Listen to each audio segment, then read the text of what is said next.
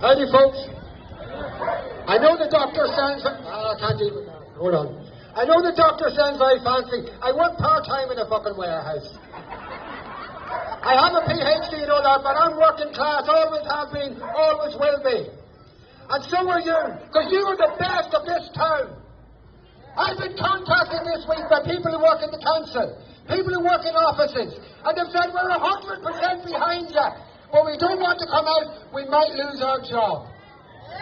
Once more, it's the working class has to be the vanguard. The working class are the ones that have to stand up and put up the fight on behalf of the middle class. But I tell you, we're ready for it, we're up for it, and we ain't going anywhere. Over the last week, the local media in this town has done its damnedest to misrepresent the demonstration we had here last week. The Gardaí should have kept the two sides separate, but they didn't. They allowed them to move up because they wanted public order problems. Why? Because they had brought in the big guns and spent all the money on the big guns, and they wanted to use them. Last week, a few young people from our group got agitated because they were being jeered and they were being spat on and they were being name-called for an hour and a half. And they're angry, and they're the most voiceless people in our community. They're our kids. And the arty-farty types and the politicians contacted me this week and told me to condemn them. To condemn our own young people. They wanted us to cut them adrift, to put them out of our community. They belong to us, and we belong to them.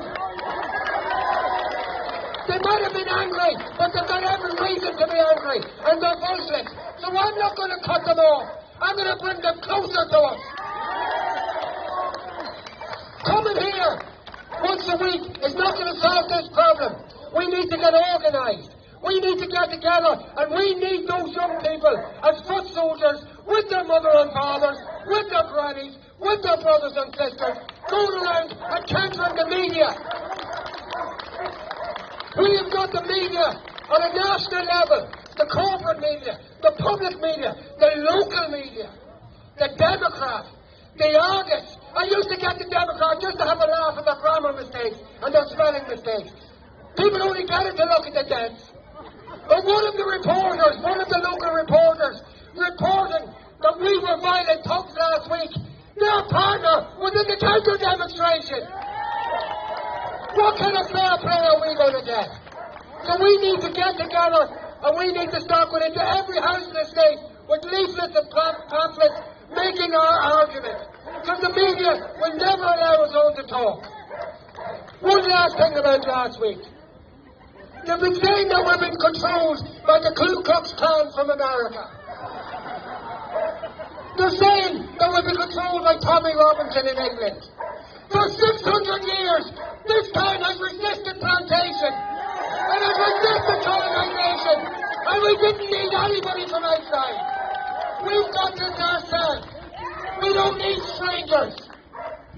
We're teaching the world how to fight, not the other way around. I want to talk about IPAS centres for a minute. Because we've been fucking duped. Every time you say to the government, mass immigration, they say, but there was only 13 or 15,000 IPAS applicants last year. But explain this to me. In 2022, there were over 300,000 personal insurance numbers issued by this state to people from outside this country. In 2023, the figures were similar. And on top of that, there was over 80,000 Ukrainians got insurance numbers. That's nearly 600,000 people. Let's take the Ukrainians out of it. We've still got 500,000 people in 2 years. And yet there's only 15,000 IPAS applicants. Do you know what listen to me. Do you know what the real problem is?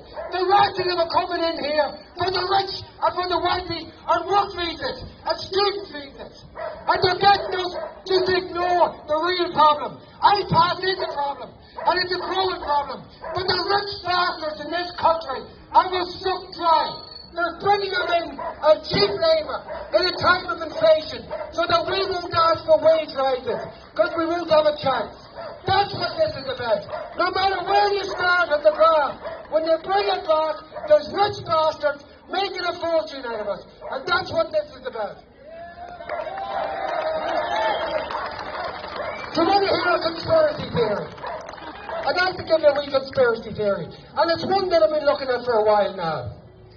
And it's the idea that Brussels don't want the Irish people to rule themselves. They want to get rid of the idea of the nation state. And to do that, they have to get rid of our national identity. That's their plan.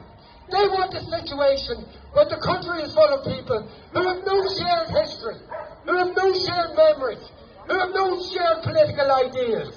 They want us to be on a little wheel like a rat, making money for them. That's what they want. And so they're bringing in people on work visas, on student visas, and through the iPass system. Over 500,000 in the last 2 years. And we're being told that we have to blind ourselves and not look at it. We have to fill our ears up with sand and not hear it. And we're being told that we're in the wrong. Enough is enough. At some point, this movement is going to go beyond meeting at the square. This movement has to get real because we're up against so much power. We're up against the trillionaires and the billionaires. We're up against the RTE and public media. We're up against our entire political class. Fucking Rory O'Meara and PD. He's standing there right now. Beside people with masks. Attacking his own people. Last week, Sinn Féin came out with what they thought was the panacea. Well, it's going to fix everything. Oh, we'll move them into the posh areas. They know right well the posh areas will never take iPad centres. They'll fight it in the court for years. It's bullshit. The bottom line is, if somebody comes in here for an economic immigrant, whether they're working or not, they're still taking a house. They're still taking a hospital bed. So this bullshit, dividing it, oh, the ones that are working are okay. Now when it comes to 500,000 people in 2 years, it's not okay. Don't let them divide them. On a final note, you people are the salt of the earth of this town. That's what you are. I know for a fact, any one of you, if you saw a stranger lying in the ditch, you'd stop to help them. You wouldn't stop and think to yourself, oh, how will this affect me? Why will I get in trouble?